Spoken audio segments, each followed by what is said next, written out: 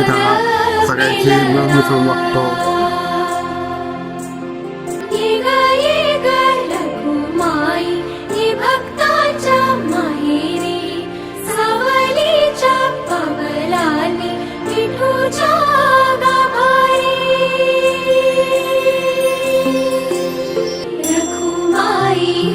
तसाच तो फार मायाळू आहे, कुणाचं दुःख त्याला सहन होत नाही.